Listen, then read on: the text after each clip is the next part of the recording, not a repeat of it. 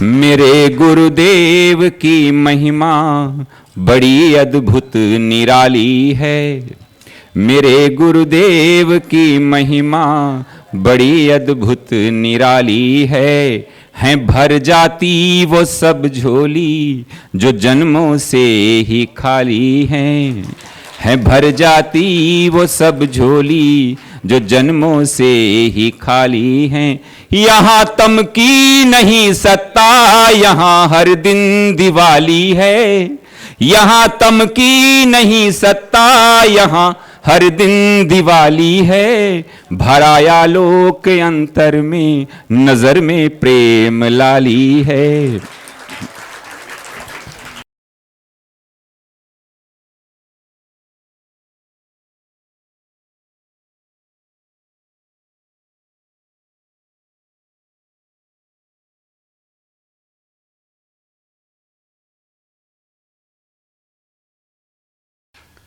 ओम सहना भवतु सहनौ भुनक्तु सह वीर्यं करवावहै तेजस्विनावधीतमस्तु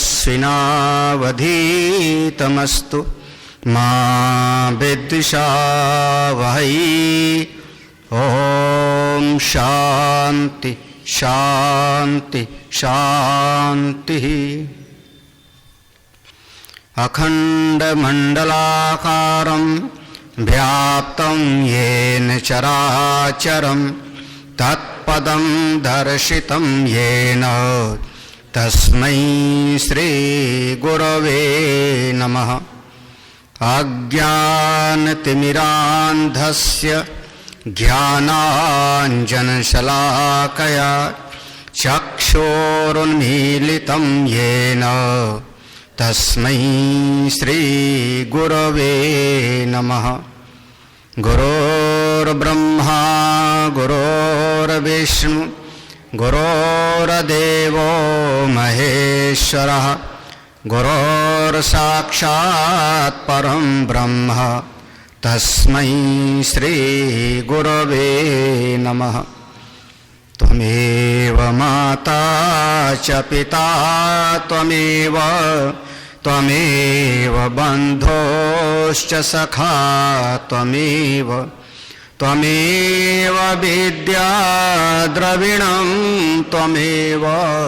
त्वमेव सर्वं मम देवदेवो। परम श्रद्धे स्वामी माधवानंद जी महाराज, स्वामी जगदानंद जी महाराज, स्वामी ज्योतिर्मयानंद जी महाराज, स्वामी दिव्य चैतन्य जी महाराज, राजेश्वरानंद जी महाराज, समस्त आत्मस्वरूप संतजन भक्तजन, इस पंचदशी का जो 13वां प्रकरण है अद्वैतानंद। अद्वैतानंद प्रकरण के अंतर्गत हम लोगों ने 91 श्लोक तक पढ़ा था और 92 श्लोक से आगे हम लोगों को थोड़ा पढ़ना है। एक बार पढ़ ही लेते हैं। खानिलाग्नि जलोर्व्यंडा लोक प्राणी शिलादिकाः विकारा प्राणिधिः सन्तः चिच्छाया प्रतिबिंबिता चेतना चेतनेष्वेषु सच्चिदानन्दलक्षणम्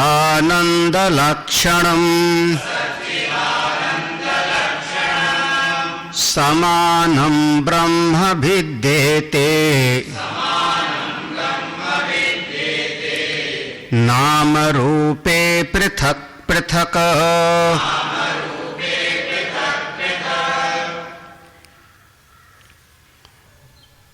जैसे मैं हूँ, मैं शुद्ध सच्चिदानंद ब्रह्म हूं। मेरे भीतर एक विशेष कल्पना की शक्ति है।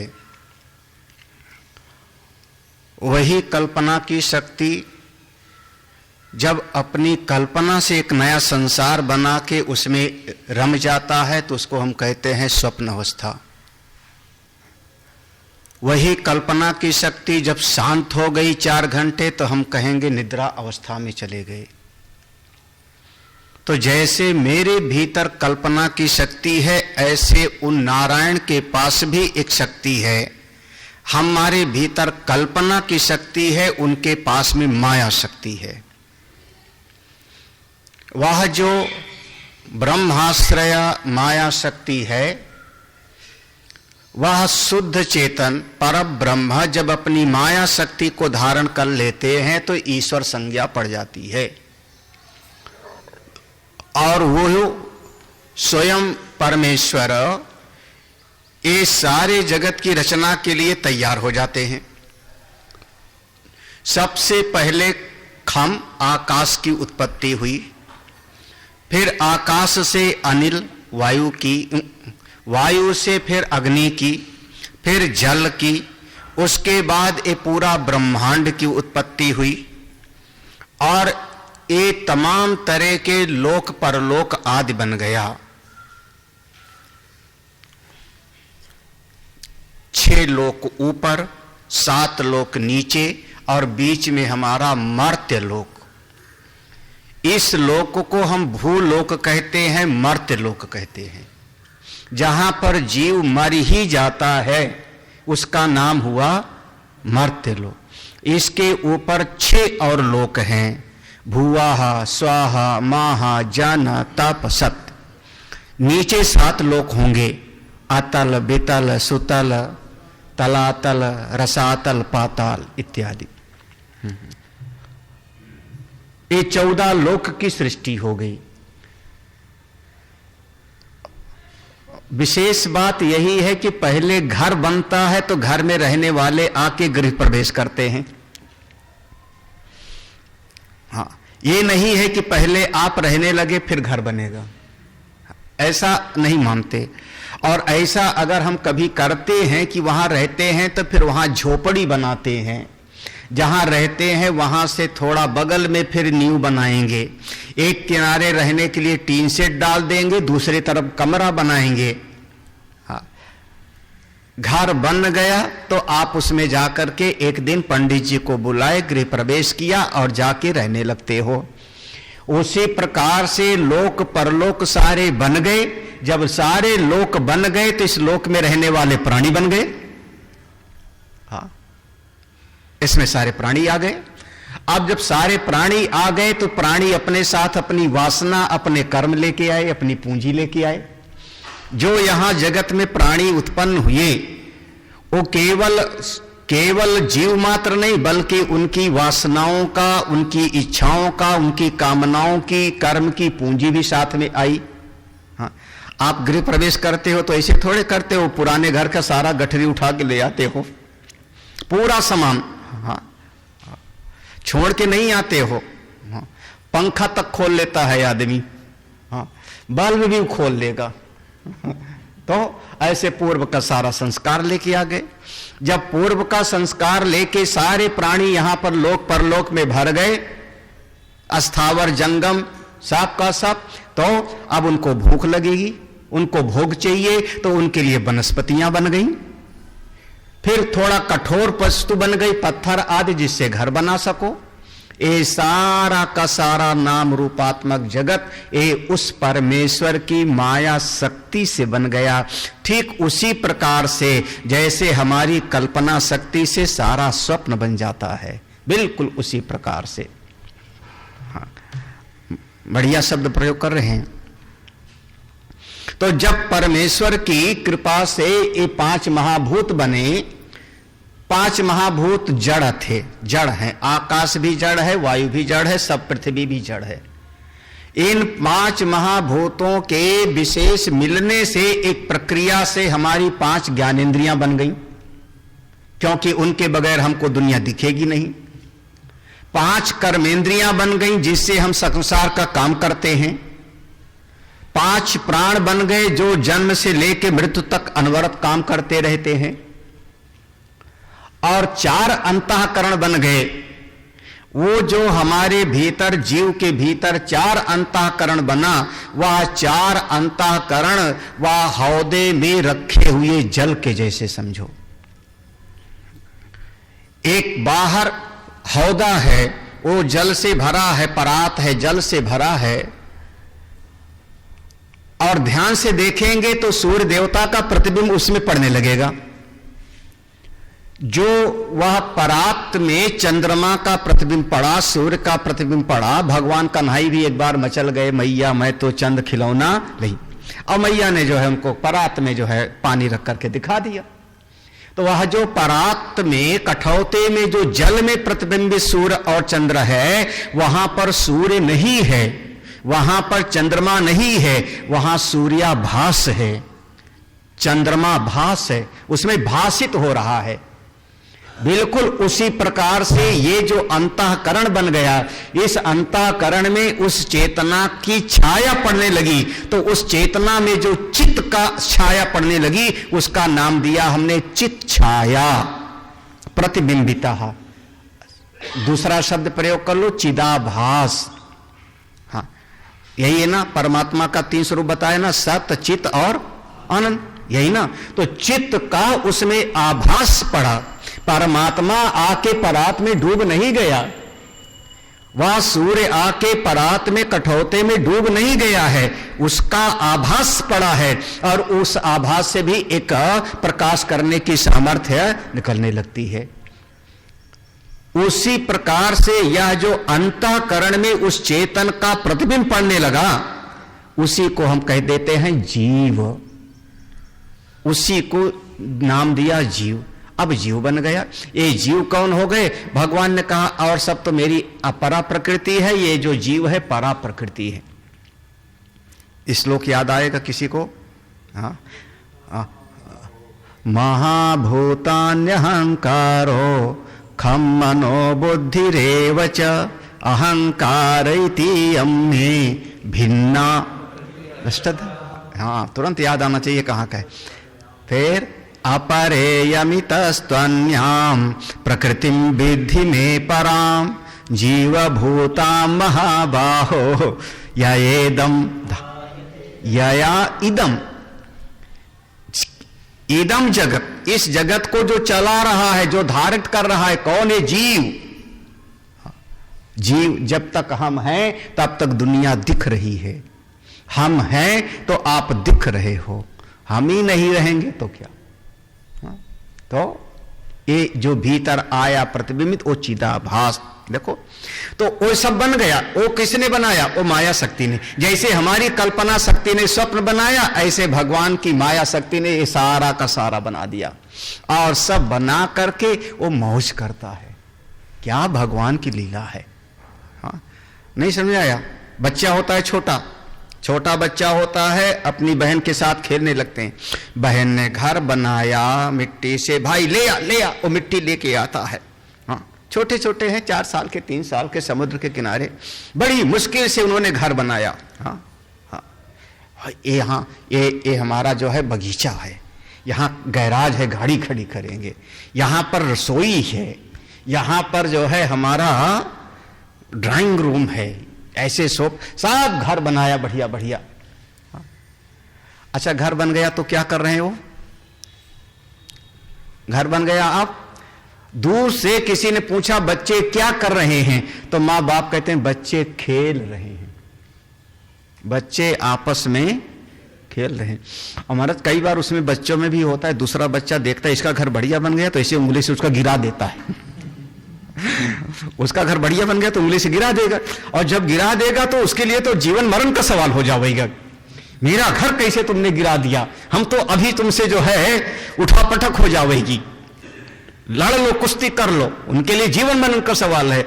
माँ बाप, दादा दादी कहते हैं खेल रहे हैं, ये लड़ो मत, ये लड़ो मत, बस कह के चुप हो गए। शाम हुई, सूर्यास्त हुआ, और फिर मां ने आवाज दिया, चलो घर चलो, टाइम हो गया। वही भाई बहन दोनों दो दो लात मारा, जो घर बनाया था घर घरौंदा सब बराबर, और भाग के घर गए।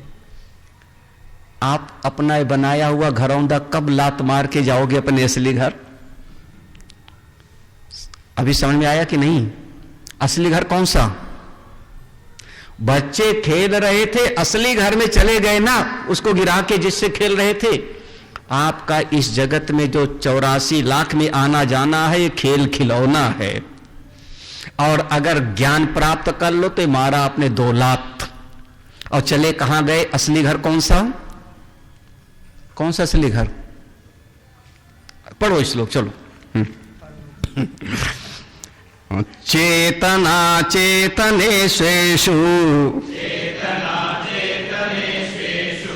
सच्चिदानंद लक्षणम समानं ब्रह्म विद्येते नाम रूपे पृथक पृथक। देखो, काठक उपनिषद में ऐसे मंत्र है, शरीरे अशरीरेषु शरीरम अनवस्थेषु अवस्थितम, ऐसा मंत्र है किसी को। उसी प्रकार से चेतनेषु, पहले संधि विच्छेद करना, चेतन को अलग करना, चेतनेषु चेतन अचेतनेषु समस्त अचेतनेषु, समस्त अचेतन चीजों में वो चेतन है। अचेतनेषु चेतन, चेतन धन अचेतनेषु, समस्त जड़ वस्तुओं में जो काम करने की शक्ति है, चेतन की शक्ति, वही उस परमात्मा की है। वो जो क्रिया करने की शक्ति है, ये सच्चिदानंद लक्षणम, आंख में देखने की शक्ति, कान में सुनने की शक्ति, वाणी में बोलने की शक्ति। ये वाणी जड़ है, वो चला जाए तो बोल नहीं सकती, वो चला गया तो कान सुन नहीं सकता। तो समस्त जड़ वस्तुओं में वही चेतन बन के विराजमान है। वो चेतन अलग अलग नहीं है, समानम ब्रह्म विद्येते, वह ब्रह्म सब में बिल्कुल समान है। चाहे जितना नाम रूप अलग अलग होवे तो, नाम रूपे पृथक पृथक, नाम अलग अलग रूप अलग अलग, लेकिन सब में जो एक सम समाया हुआ है वो सत्यम ज्ञानम अनंतम ब्रह्म, वो सच्चिदानंद है। हमारे कान में जो सुनने की शक्ति जहां से आ रही है, जो आंख में देखने की शक्ति, वो शक्ति एक है। गुरुदेव का बहुत प्रिय दृष्टांत था, पूज्य गुरुदेव का, ये बिजली का दृष्टांत गुरुदेव को बहुत प्रिय था। हाँ, समस्त जितनी मशीनें हैं, समस्त मशीनों में जो उसको शक्ति देने वाली है वो कौन है? बिजली। नीला बल्ब है, हरा बल्ब है, टिप टिप करने वाला बल्ब है, पंखा है। एक गुरुदेव को जो प्रिय दृष्टांत था, पंखे में जो शक्ति है, बल्ब में जो शक्ति है, तरह तरह के नए नए बल्ब में जो शक्ति है, वो बिजली तो एक ही है ना। ये नहीं कह सकते हो कि पंखे की बिजली अलग और बल्ब की बिजली अलग, वो शक्ति है। ऐसे आपकी आंख, कान, नाक, हाथ, पांव सब में शक्ति एक है। समानम ब्रह्म विद्येते। हाँ, जो भैंस है वो भी सुनती है, वो भी देखती है, बिल्ली है वो भी देखती है। जो देखने की शक्ति है वो बिल्कुल है, उसका जो रूप है, आकार है भैंस का, बिल्ली का अलग अलग है। नाम हमने कहा ये शेर है, ये सियार है, अलग अलग, लेकिन उसके भीतर जो शक्ति है वो एक है। इस बात को जो समझ ले। अगला जो श्लोक है ये इसी पंचदशी में एक प्रकरण था, नाम था चित्रदीप प्रकरण। दीप प्रकरण के अंतर्गत वहां ध्यान दीप, नाट्य दीप, तृप्ति दीप, चित्रदीप, चित्रदीप प्रकरण के अंतर्गत जो सिद्धांत समझाया था, एक श्लोक में उसको यहां पर याद करा दिया है। अपने चित्त में याद कर लो। हाँ, कभी कुछ याद है कि भूल गए? कोई एक चित्रकार होता है, वो चित्रकार चित्र बनाना चाहता है तो सबसे पहले एक कपड़ा लेता है, बिल्कुल शुद्ध सफेद कपड़ा लेगा, शुद्ध सफेद। अब जब उसने सफेद साफ सुथरा कपड़ा लिया तो केवल कपड़े पर वो बना नहीं पाएगा, तो उस कपड़े के ऊपर वो लगाता है एक विशेष चीज लगाता है जिससे कपड़ा टाइट हो जाए। हाँ, साड़ी वगैरह में भी लगाते हैं। हाँ, वो आता है डब्बी में, चावल का बना होता है। क्या है चावल का? हम लोग उसको माया बोलते हैं। हाँ, उसको माया बोलते हैं, माया बोलते हैं, आप माड़ कह दो। हाँ, डब्बे में जो आता है, डब्बा कौन क्या आता है, क्या है डब्बे में? एक कुछ ऐसे नाम है, ध्यान नहीं आ रहा। हाँ, तैयार आता है, उसको घोल करके लगाते। तो उस वस्त्र के ऊपर वो एक माड़ लगाया, उससे टाइट हो जाएगा, कड़ापन आ जाएगा, तब उस पर पेंसिल चलेगा, तब उस पर आप, तो वह जो माड़ लगा दिया, माड़ लगा के सुखा दिया, ये दूसरी स्थिति। पहले शुद्ध कपड़ा था, उसके बाद उस पर माड़ लगा दिया। अब कपड़ा सूख गया तो ब्लैक बोर्ड पर हमने उस कपड़े को लगाया, कैनवास बन गया, और कैनवास बन करके अब आपके मन में जो कल्पनाएं हैं उसको सबसे पहले पेंसिल से बनाओगे। अब तीसरी स्थिति, जो आपके मन में कल्पना है, आप मंदिर बना रहे हो कि वहां सूर्योदय का दृश्य बना रहे हो कि घर का दृश्य बना रहे हो, जो आपके मन में कल्पना है वैसे आपने पेंसिल से बनाया एक आउटलाइन। यहां पर मैं सूर्य बनाऊंगा, यहां पर पेड़ बनाऊंगा, यहां पर तुलसी का चबूतरा बनाऊंगा, यहां कुआं बनाऊंगा, यहां मुर्गा बोलता हुआ बनाऊंगा। आपने उस पर बनाया, और जब एक बार वो चित्र पर आपने रेखांकित कर लिया, उसके बाद अब उसमें आप रंग भरते हो। अब रंग भरने में महीना भर भी लग जाए, 2 महीना भी लग जाए। हाँ, ना जाने क्या है कि एक मूर्तिकार की एक मूर्ति आज तक वो करोड़ों डॉलर में बिकती है, एक दो नहीं करोड़ों डॉलर में की बिकती है। चित्रकार का नाम था पिकासो, पिकासो। और उसके चित्र में एक चित्र बनाया उसने, एक स्त्री है, वो ऐसे करके खड़ी है और मुस्कुरा रही, बस केवल उसका इतना जो है बनाया हुआ है, सिर से लेकर के इतना एक चित्र बनाया है, और वो चित्र मोनालिसा की तस्वीर के नाम से प्रसिद्ध है, करोड़ों डॉलर में बिकती है,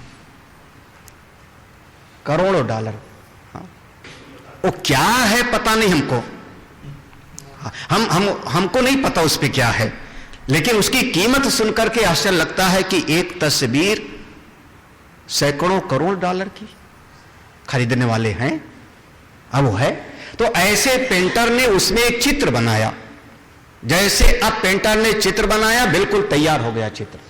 हाँ, देखो, ठीक है, आप लोगों को शायद पता भी नहीं, एक दक्षिण भारत का एक आदमी था, उसको लोग राजा राजा कहते थे, राजा रवि वर्मा, उसका नाम था रवि, उसको लोग राजा राजा कहते थे, राजा नहीं था, राजा रवि वर्मा। और सबसे पहले हमारे भारतवर्ष में उसी ने, पहला व्यक्ति वो था कि हमारे भारतवर्ष में हमारे भगवान की उसने फोटो बनाई। हाँ, निष्कासित किया गया, उस पर पत्थर मारे गए। हाँ, आज भी कोई तस्वीर देखना तो नीचे देखना तो कई जगह पर लिखा होगा रवि वर्मा। हाँ, वो पेटेंट है। हाँ, तो जो फोटो वगैरह देखोगे आप तो साइड में रवि वर्मा। हाँ, सबसे पहला वही व्यक्ति था। उसके पहले हमारे यहाँ पर हमारी लक्ष्मी जी का चेहरा कैसा है, या गणेश जी का चेहरा कैसा है, वो या अमुक देवता का चेहरा कैसा है, या विष्णु जी का चेहरा कैसा है, वो कोई नहीं था, सबसे पहले उसी ने बनाया। और बहुत विरोध हुआ उसका, बहुत विरोध हुआ। और आज तक वही फोटो आप लोग घर में रख करके पूजा कर रहे हो, पता भी नहीं है। हाँ, जो आपके घर में लक्ष्मी जी हैं, विष्णु जी हैं, जो देवता आदि की मूर्ति के ऐसे उनका चेहरा है, उनके होंठ ऐसे हैं, सबके चेहरे की बनावट अलग अलग होती है, उनके नेत्र ऐसे हैं, सब ज्यादातर उसी की। ये राधा जी का ऐसा है, कृष्ण जी का ऐसा है। तो और चित्रकार ने चित्र बना दिया। अब वो चित्र बना दिया, बढ़िया बन गए। किसी का चित्र 2 रुपए में भी कोई नहीं खरीदता, किसी का चित्र 2 लाख में बिकता है। हाँ? यही ना। अब वो परमेश्वर की माया शक्ति है। जब वहां चित्र बनेगा तो पिकासो के तो दादा बाबा भी फेल हो जाएंगे। तो जैसे यहां पर हमने चित्र बनाया, बिल्कुल वैसे जो सच्चिदानंद परब्रह्म है वो है शुद्ध वस्त्र। शुद्ध वस्त्र परब्रह्म परमात्मा। सदैव सौम्य इदम अग्रे आसीत। उस शुद्ध वस्त्र पे आपने जो मान लगा दिया उसी का नाम हो गया माया। वो वस्त्र के किस हिस्से में लगाया है? पूरे हिस्से में, पूरा का पूरा उस पर आपने माया लगा दिया। इसीलिए हम कह रहे हैं माया उसका आदि नहीं है, अनिर्वचनीय है, वो ब्रह्म के आश्रय पे रह रही, उसी का नाम है माया। अब उस माया के ऊपर तरह तरह के चित्र बनाना शुरू कर दिया। ये शेर है, ये लकड़बग्घा है, ये जिराफ है, ये शुतुरमुर्ग है, सब बनाना। ये मनुष्य है, हाँ? ये देवता है, सब बनाना। आप सब बस उस चित्र के ऊपर बने हुए चित्र जैसे हो। एक पंचदशी कार ने दृष्टांत लिया और पूरा प्रकरण है चित्रदीप प्रकरण। हमारे पूज्य स्वामी रामानंद जी महाराज वो दृष्टांत लेते थे सिनेमा घर का। सिनेमा घर का दृष्टांत उनका बहुत प्रिय था। वो कहते थे जैसे सिनेमा देखने जाओ तो पर्दा है, बिल्कुल साफ सुथरा पर्दा है, उस पर्दे के ऊपर सब आपको चित्र दिखाई पड़ रहा है।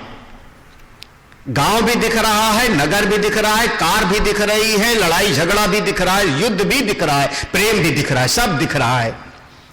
लेकिन वहां पर असल में कुछ भी नहीं, वहां केवल एक प्रकाश की किरण है।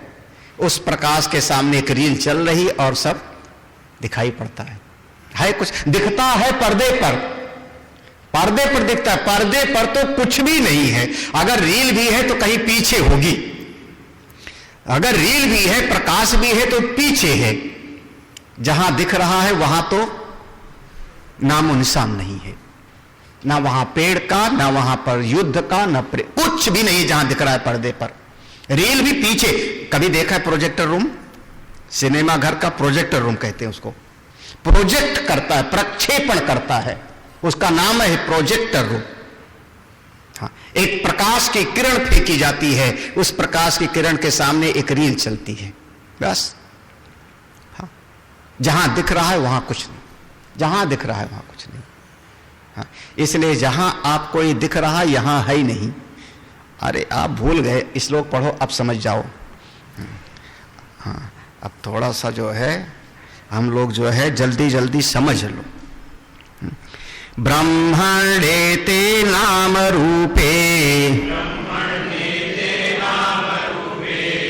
पटे चित्रमिव स्थिते उपेक्ष नाम रूपे द्वयी सच्चिदानंद धीर भवेत्। ब्राह्मणी एते नाम रूपे पटे। किसी के श्लोक में परे तो नहीं लिखा है? परे लिखा है, चेंज कर लेना। एक चित्रदीप प्रकरण का श्लोक है। यहां पर सिद्धांत है, जो सिद्धांत है वो पट से है, तो यहां पर शब्द सही कट्टा हो गया होगा। हाँ, अर्थ में पट लिखा है और श्लोक में परे लिख दिया ना, वो इसलिए मैंने कहा सुधार लेना, पट्टे।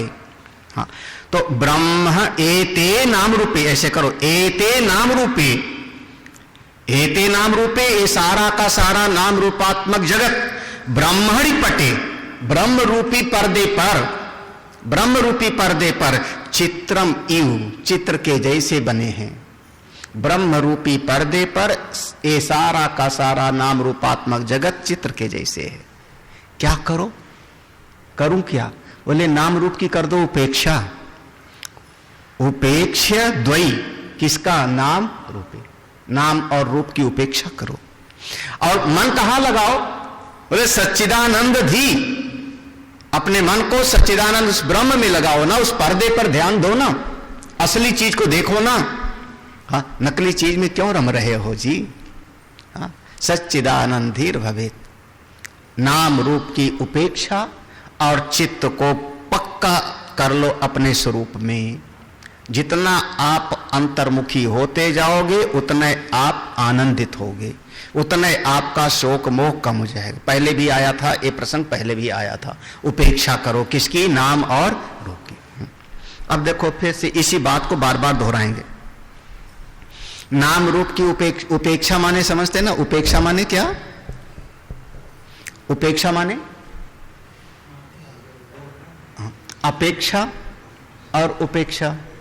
फिर ऐसे उपसर्ग बदल जाओ, उपसर्ग बदल लोगे तो धातु का अर्थ बदल जाएगा। नी लगा दो तो निरपेक्ष, उसमें कम से जो है।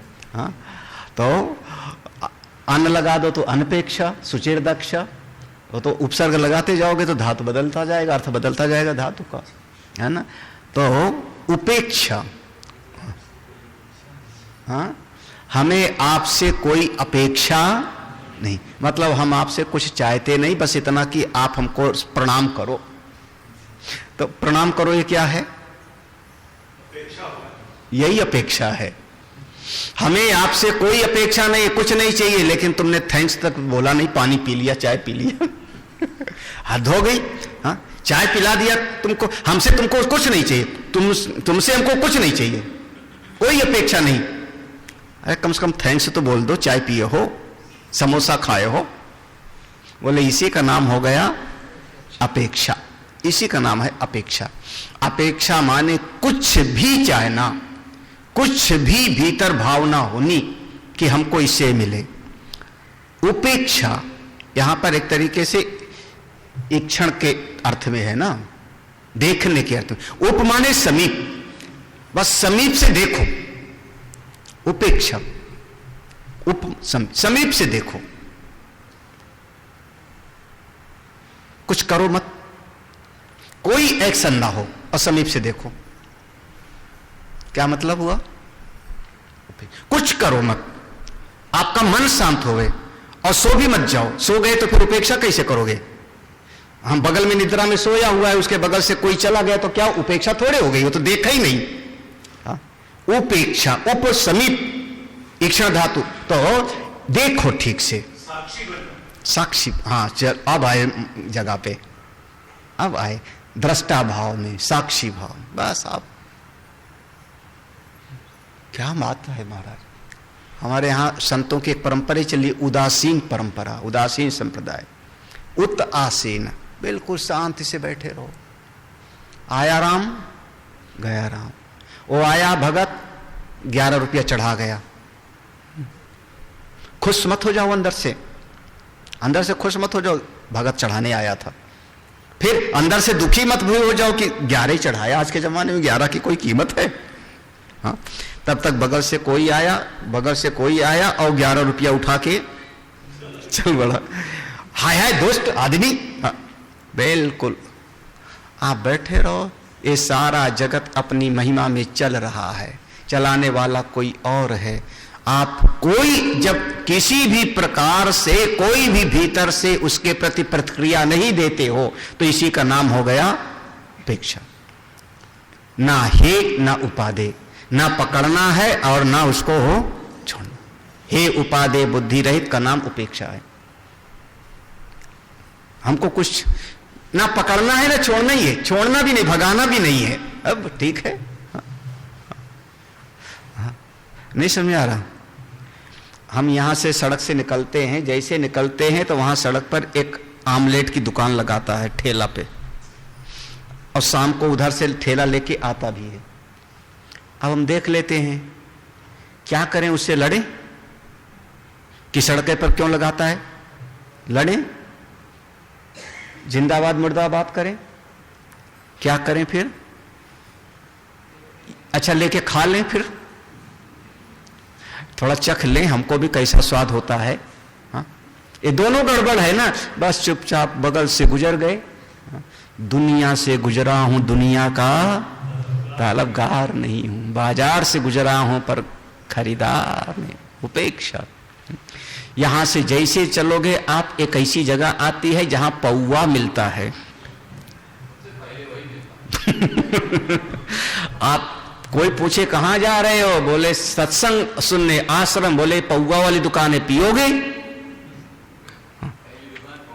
पहली दुकान पौवा है ना। अब लो, क्या करोगे आप? उपेक्षा। वहां जो खड़ा है आप उसको भगा नहीं सकते हो। आप जो खड़ा हुआ है उसके साथ दो बातें करो ना, तो तुम दो बात बोलोगे, 9 बात सुनावेगा, और उसकी कोई इज्जत भी नहीं है। वो गिर भी जावेगा तो कौन सा इज्जत, शराबी आदमी गिर के पड़ा हुआ है, इज्जत भी नहीं है, और उसने 2 बात बोल दिया तो तुम्हारी तो गई। तो क्या करोगे वहां? तो वहां सबसे बढ़िया महाराज उपेक्षा। हाँ, नाम रूपे द्वय उपेक्षा। हाँ, स्वामी जी ने बोल दिया सूत्र, संत लोग सूत्र में बोलते हैं, मूर्खवद उपेक्षणीयाः। बस जैसे कोई मूर्ख की उपेक्षा करता है ऐसे उपेक्षा करो। किसकी? नाम और उपेक्षा माने ये दुनिया चल रही राम भरोसे, वो जो चलाने वाला होगा चल रहा, और जो बहुत धर्म की स्थापना के लिए जूझ रहा है, देश के हित के लिए, समाज के हित के लिए, धर्म संस्थापना के लिए, उनका अपना रोल है, भगवान ने लगाया है, उनके भीतर वैसे प्रेरणा दी है, करते रहें। हाँ, हमारे भीतर वो प्रेरणा नहीं, हमारे भीतर तो है कि मैं पढ़ता रहूंगा, पढ़ाता रहूंगा। सबके अलग अलग काम है। हाँ, एक काम के लिए सब लोग एक काम करें ये कोई जरूरी नहीं। अब एक आदमी वकील है, एक आदमी डॉक्टर है, एक आदमी इंजीनियर है, एक आदमी नेता है, एक आदमी कुछ और है। हाँ, तो ये थोड़े है कि हम जितने महात्मा बैठे हैं सब धर्म की स्थापना के लिए जूझ जाऊं मैं। कोई महात्मा धर्म की स्थापना के लिए लगे हुए हैं, कोई महात्मा समाज सेवा में लगे हुए हैं, कोई महात्मा यज्ञ करवा रहे हैं, कोई महात्मा भगवान का कीर्तन करवा रहे हैं। हमारा रोल है कि हम शास्त्र का चिंतन, और सभी पूजनीय है, सभी आदरणीय है। उपेक्षा करो जगत की। अगला श्लोक यहां तक समझ में आ गया होगा। जगत में नाम रूप की उपेक्षा और सच्चिदानंद में मन को पूरी तरह से लगा। धी माने मन, बुद्धि वहां पर लगा दो। अब आगे के श्लोक पूरे सरल हैं, बहुत सरल हैं। करते क्या हो दुनिया में, देखो दृष्टांत देते हैं। जलस्थेधो मुखे स्वस्य देहे दृष्टि उपेक्षितम्,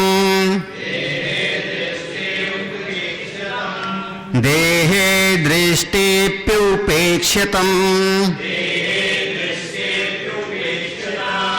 तीरस्थ एव देहे स्वे तात्पर्यं स्याद् यथा तथा, सहस्रशो मनोराज्ये वर्तमाने सदैव तत्, सर्वैरुपेक्ष्यते यद्वत्, उपेक्षा नाम रूपयोः। ये दोनों श्लोक में देखना उपेक्षा शब्द आएगा। हम नदी के किनारे खड़े हैं, नदी के किनारे खड़े हो गए, तीरस्थ एव, तीर पर नदी के किनारे खड़े हैं, और वहां से हमने पानी में अपना चेहरा देखा। तो जलस्थे अधो मुखे स्वस्य, जल के भीतर हमको अपना प्रतिबिंब दिखाई पड़ा। वहां पर हमको अपना सिर जमीन में लगता हुआ, पानी में जमीन में लगता हुआ दिखाई पड़ा। उसको देख के भी अब आप जो पानी में आप गिर पड़े हो, उसको आप बचाने के लिए कूदते नहीं हो। कौन गिर पड़ा है पानी में? कौन गिर पड़ा है पानी में? आपकी छाया, आपका प्रतिबिंब पानी में गिरा है ना, तो आप उसको बचाने दौड़ोगे। हाय हाय मेरी छाया आज पानी में गिर पड़ी, आज तो इसका उद्धार करना है। कभी सोचा है कि अरे मेरी छाया तो गंदी नाली में चली गई? कभी सोचा है? क्या करते हो? छाया की उपेक्षा करते हो। तीरस्थ एव, किनारे पर खड़े खड़े ही, जैसे आप किनारे पर खड़े हो, आपके शरीर का छाया पड़ी, आप उसको उपेक्षा कर देते हो। तात्पर्यम स्यात्, वही बात है यथा तथा, उसी प्रकार से अपने जीवन में ले आओ। ये सारा जगत छाया रूप है, इसकी उपेक्षा करो। इसीलिए कई बार महात्माओं को लोग निराशावादी कह देते हैं, सन्यासियों को कहते हैं बड़े निराशावादी हैं। हम निराशावादी नहीं हैं, बल्कि अपने स्वरूप में स्थित होते हैं, हाँ, अपेक्षा रहित हैं।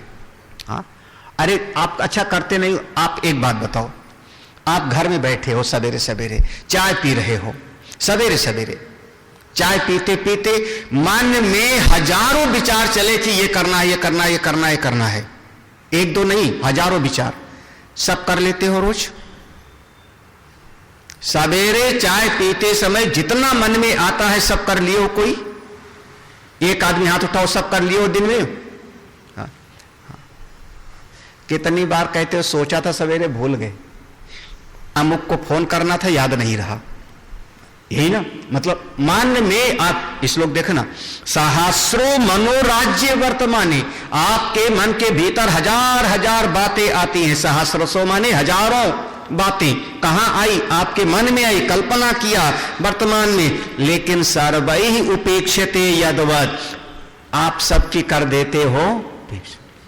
जरूरी काम क्या है? नौकरी पे जाना है, डब्बा लिया, नौकरी पे चले गए। नौकरी में बैठे बैठे कल्पना करते रहो, यहां से निकलूंगा तो सब्जी खरीदूंगा, सब्जी खरीदूंगा तो फिर जो है उसमें भिंडी खरीदूंगा, लेडी फिंगर, फिर उसके साथ में क्या खरीदूंगा, ये खरीदूंगा तो ये लेके जाऊंगा। तो वो पोता कह रहा था पेंसिल लाना, पेंसिल खरीदूंगा। अब दफ्तर में बैठे बैठे शाम हुआ, 5 बजे हुआ, घड़ी देखा, उठ करके चलूं, तब तक ऊपर से आदेश आया रात के 8 बजे तक रुकना है दफ्तर में। अब आपका वो जितना भिंडी खरीदना था और पेंसिल खरीदना था, क्या हो गया? क्या हो गया अनिल? क्या हुआ? हाँ, नहीं करोगे फिर? वो मनोराज्य क्या किया आपने? जो कल्पनाएं किया था कहां गई आपकी? बोले सारी कल्पनाएं धराशायी। हाँ, जितना स्टाफ है वो तैयार रहता है कि 5 बजे और हम यहां से किसके, और 4 बजे वो आकर के जो एक्सचेंज है वो आके बैठ गया, हाँ, चीफ इंजीनियर आके बैठ गए, आईएएस आकर के बैठ गया। अब वो बैठ गए पूरा स्टाफ, तो अंदर अंदर घूमता रहता है और फिर भी वहां से टस से मस। क्यों? तो आपका मनोराज्य क्या हो गया? फिर वहां से जब रात में 9-10 बजे खाली हुआ, 10 बजे घर आया, जब घर आया तो फिर अपनी बीवी पर अपना गुस्सा उतारता। करते क्या हो? हजारों मनोराज्य की उपेक्षा कर देते हो। सब मन की कल्पनाएं पूरी नहीं होती, करो उपेक्षा। किसी के भी मन की कल्पनाएं पूरी नहीं हुई इस जगत में। हाँ, 1000 कल्पनाओं में से 1-2 कल्पना पूरी होगी, हजारों अधूरी रह जाती हैं। इसलिए कल्पना का संसार मत बनाओ। देखो, सहस्रो मनोराज्यो राज्य वर्तमाने सदैव तत् हैं सर्वैः उपेक्षते, सबकी उपेक्षा जो कर देवे, जैसे करते हो उसी प्रकार से नाम रूप की उपेक्षा कर दो। अच्छा, मनोराज्य क्या है महाराज? मनोराज्य किसको कहते हैं? अब एक नई बात आ गई, मनोराज्य नहीं समझ में आया हमको। बोले सुन ले, मनोराज्य किसको कहते हैं? हाँ, 3 श्लोक है आगे मनोराज्य का। क्षणे क्षणे मनोराज्यम भवत्येवान्यथान्यथा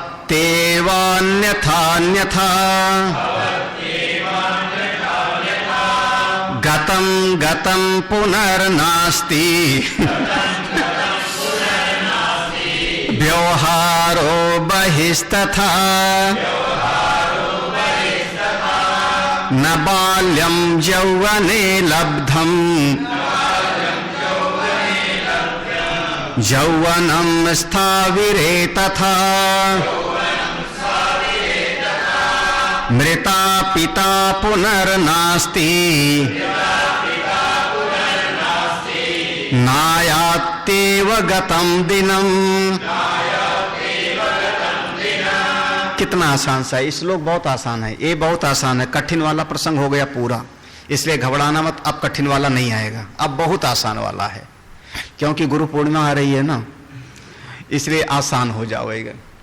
क्या हो गया? क्षणे क्षणे मनोराज्यम। हाँ, भावती एव अन्यथा अन्यथा, क्षणे अन्यथा भवति, क्षणे अन्यथा भवति। एक क्षण में मन में आता है कि चाय पीऊंगा, अगले क्षण मन में आया नहीं नहीं शुगर बढ़ रही, चाय नहीं पीऊंगा। हो गया ना, मन बदल गया ना। मन के मति न चालिए, मन के मति चा। हाँ, बदलता है कि मन की नहीं। हाँ, क्यों? क्षणे क्षणे मनोराज्य भवति ये अन्यथा अन्यथा। अरे क्षण क्षण में मन बदल रहा है। ये मन क्या है? वृत्त्यात्मका मनः, वृत्तियों के प्रवाह का नाम ही मन। और वृत्ति प्रतिक्षण बदल रही। अब चले जाओ ये योगाचार के मत में क्षणिक विज्ञानवाद। क्षणिक विज्ञानवाद कहता है प्रत्येक वृत्ति बिल्कुल अलग अलग है। एक वृत्ति उदित होती है, नष्ट होती है, दूसरी वृत्ति। ये वृत्तियों के प्रवाह के अनुसार ही सारा का सारा जगत दिखाई पड़ता है। हाँ, उनमें एक मत है, कहते हैं बाह्यार्थवादी, बाहर जैसी सृष्टि है वैसी वृत्ति बनती है। दूसरे कहते हैं नहीं, ना समझ हो, जैसी वृत्ति होती है वैसे बाहर सृष्टि बनती है। हाँ। तीसरे कहते हैं उभयार्थवादी, उभयार्थ दोनों को मान लेते हैं थोड़ा बहुत। तो ऐसी बात आ जाती, थोड़ा समझ लो। मेरा सीधा सा मन बदल जाता है, क्षण क्षण में मन बदल जाता है। हाँ, हाँ, हाँ। मन बदल जाता है, क्षण क्षण में मन बदल जाता है। हाँ, क्षण क्षण में मन बदलता है। देखो, क्षणे क्षणे मनोराज्यम भवति ये अन्यथा अन्यथा, बिल्कुल स्पष्ट है। इस श्लोक का अर्थ देखो। हाँ, क्षण क्षण में मन बदल जाता है। और गतम गतम पुनः नास्ति, जो मन की वृत्ति चली जाती है दोबारा, वो दोबारा कभी आती नहीं। व्यवहारो बहिस्तथा। हाँ, ऐसे समझ लो बाहर की भी चीजें हैं। हाँ, जो पेड़ गिर करके नष्ट हो गया, दोबारा पेड़, वही पेड़ दोबारा नहीं होगा। हाँ, जो पेड़ गिर के नष्ट हो गया वही पेड़ दोबारा अब वही नहीं होगा। दूसरा उसका बीज भले हो जावे, वही नहीं होगा। तो जगत क्षण क्षण में बदल रहा है। दृष्टांत समझो। हाँ, यौवने बाल्यम न लब्धम, यौवने बाल्यम न लब्धम। युवा अवस्था में बचपना गया, बचपना चला गया। युवा अवस्था हो गए तो बचपना दिखाई नहीं पड़ रहा, गया। फिर अस्थाविरे यौवनम तथा, जब वृद्ध हो गए तो युवा अवस्था भी आपकी ही चली गई। मृता पिता पुनर्नास्ति, पिता मर गए तो दोबारा फिर अब वैसे शरीर नहीं देख पाओगे, वैसे गले नहीं लग पाओगे। और राम ना करे एक दिन रात में 13वीं हो गई पिताजी की, 13वीं हो गई। और 13वीं होने के बाद में रात में एक दिन घंटी बजी, थोड़ा हवा भी चला, साए साए, बूंदा बांदी भी, बिजली तड़की टाई से, और तब तक दरवाजा खटखटाया। महाराज भगवान की ऐसी कृपा, बिजली भाग गई। अब मोमबत्ती लिया, टार्च लिया, दरवाजे के पास पहुंचे। कौन? बोले तेरा पिता आया हूं। दरवाजा खोल। अरे महाराज, आप मान लो भूले भटके दरवाजा खोल दो और सामने आपके पिताजी दिखाई पड़ जाएं, कैसा लगेगा? जिनको अभी 15 दिन पहले जला के आए हो, हाँ, वो सामने दिखाई पड़ जाए, कैसा लगेगा फिर? हाँ, जिनका बनवाया घर था, जिनके साथ 25 साल आप रहे, उनके कंधे पे बैठ के खेले, 15 दिन पहले जला के आए थे, 13वीं हो गई। आज वो पिताजी बड़े मोह में आ गए दरवाजे पर। पुत्र, मैं तो उससे दूर नहीं रह सकता हूं, अब क्या करोगे? ओझा बुलाओ, सोखा बुलाओ, भूत। जय हनुमान ज्ञान गुण सागर, जय कपीस, भूत पिशाच निकट नहीं आवे, महावीर। जब रखोगे दोबारा पिता को? मृता पिता, इस श्लोक में पढ़ लो, मृता पिता पुनः ना आयाति, ना आयाति ये गतम दिनम। जो दिन बीत गया अब दोबारा वो दिन वापस नहीं आता। कल का दिन जो बीत गया अब दोबारा आने वाला नहीं। क्षण क्षण में सृष्टि बदल रही, क्षण क्षण में सृष्टि बदल रही। इसलिए आनंदित रहो, अपनी महिमा में रहो। जैसे आपके मन में वृत्तियां बदलती हैं, ऐसे सारा जगत बदलता है, क्षण क्षण में बदलता है। क्या करो? जगत की ज्यादा से ज्यादा उपेक्षा, जितनी उपेक्षा कर सकोगे उतना आप अपने आनंद में रहोगे। बोले सच्चिदानंद भगवान की जय। ओम पूर्णमदः पूर्णमिदं पूर्णात् पूर्णमुदच्यते पूर्णस्य पूर्णमादाय पूर्णमेवावशिष्यते। ओम शांति शांति शांति। हरि ओम श्री गुरुभ्यो नमः। हरि ओम। मेरे गुरुदेव की महिमा बड़ी अद्भुत निराली है। मेरे गुरुदेव की महिमा बड़ी अद्भुत निराली है भर जाती वो सब झोली जो जन्मों से ही खाली है भर जाती वो सब झोली जो जन्मों से ही खाली हैं। यहाँ तम की नहीं सत्ता, यहाँ हर दिन दिवाली है। यहाँ तम की नहीं सत्ता, यहाँ हर दिन दिवाली है। भराया लोक अंतर में, नजर में प्रेम लाली है। फिल्मों की तर्ज पर मैं कुछ लिखता नहीं, गुरुदेव को पसंद भी नहीं है, शास्त्रीय आधार पर लिखाते हैं, लेकिन आज मैं कुछ प्रयास करता हूं। मेरे गुरुवर शिव त्रिपुरारी, जिनकी महिमा भारी नजर में छा गए हैं के दिल में समा गए हैं।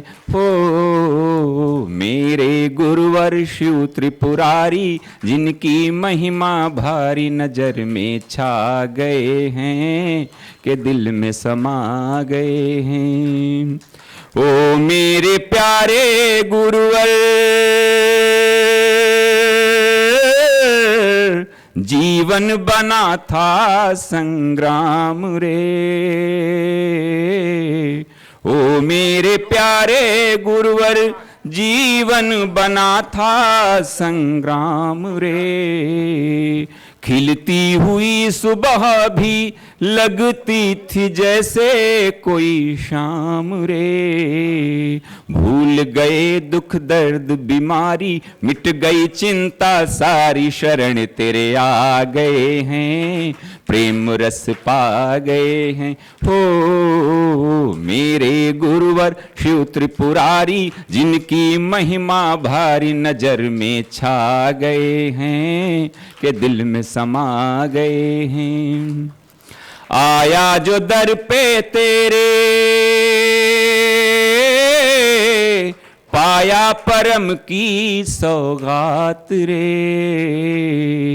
आया जो दर पे तेरे, पाया परम की सौगात रे। हो गया उजाला मन में, बीती वो काली काली रात रे। जहां भी जाएं तुमको पाएं, नित्यानंद मनाए, शरण तेरे आ गए हैं, प्रेम रस पा गए हैं।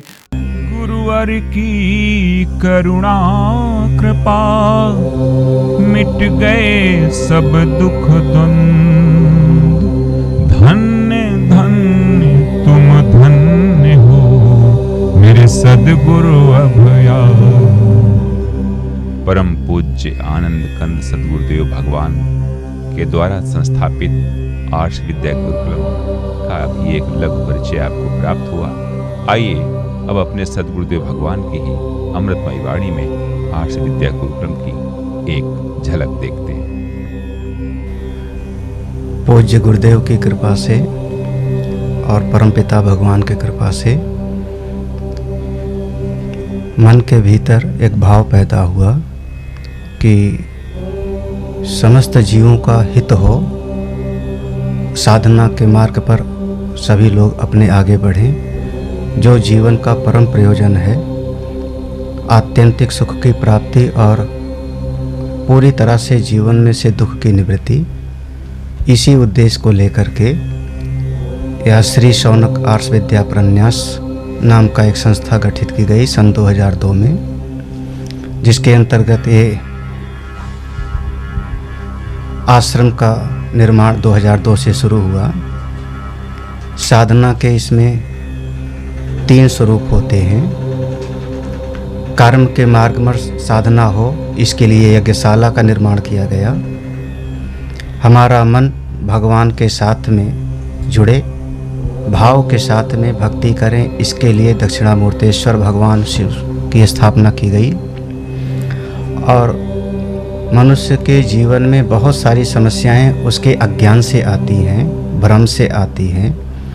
तो हमारी बुद्धि भी ठीक हो, समझदार हो, विचारवान हो, इसके लिए सत्संग हाल का निर्माण हुआ, जिसमें लगातार सुबह और शाम दोनों समय श्रीमद् भगवद गीता, उपनिषद, वेद और सभी पुराणों का आधार लेकर के सत्संग किया जाता है, जिसके माध्यम से जीवों का प्रगति हो, विकास हो।